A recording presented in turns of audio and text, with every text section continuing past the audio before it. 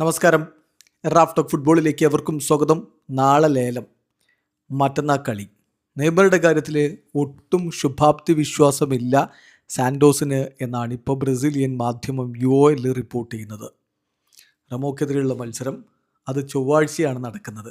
എന്നാൽ തിങ്കളാഴ്ച നാളെ നെയ്മർ ജൂനിയറുടെ ഇൻസ്റ്റിറ്റ്യൂട്ടിൻ്റെ ഓപ്ഷൻ ഉണ്ട്, ചാരിറ്റി ഓപ്ഷൻ ഉണ്ട്.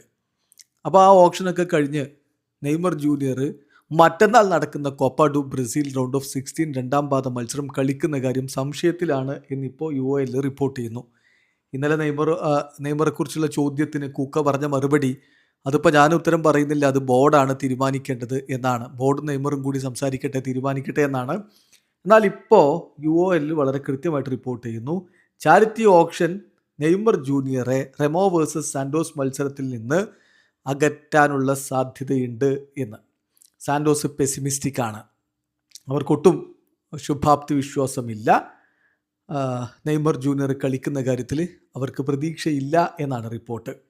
നെയ്മറുടെ ഇൻസ്റ്റിറ്റ്യൂട്ടിൻ്റെ ആ ഒരു ഓപ്ഷൻ ഷെഡ്യൂൾ ചെയ്തിരിക്കുന്നത് നാളെ ബ്രസീലിയൻ സമയം 7:30 രാത്രി 7:30. അപ്പോൾ നെയ്മർ ജൂനിയർ സ്വാഭാവികമായിട്ടും അതിൽ അറ്റൻഡ് ചെയ്യും. അങ്ങനെ വന്നാൽ നെയ്മർ ജൂനിയറുടെ ആ ഒരു പ്രസൻസ് അവിടെ കൺഫേംഡ് ആണെങ്കിൽ അദ്ദേഹത്തിന് സാൻഡോസ് ഡെലിഗേഷനോടൊപ്പം ബെലമിലേക്ക് ട്രാവൽ ചെയ്യാൻ പറ്റില്ല.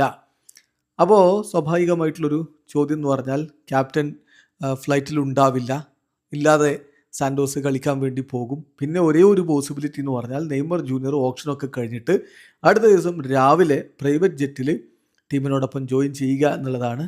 അതാണ് ഒരേ ഒരു സാധ്യത. അതിൽ പക്ഷേ പെസിമിസ്റ്റിക് ആണ് സാൻഡോസ് എന്നാണിപ്പോൾ റിപ്പോർട്ട്. അങ്ങനെ വന്നാലും മത്സരത്തിന് തലേന്ന് ട്രെയിനിങ് ഒന്നും ചെയ്യാതെ നെയ്മർ ജൂനിയർ ഇറങ്ങുന്നൊരു സ്ഥിതിവിശേഷം ഉണ്ടാകും.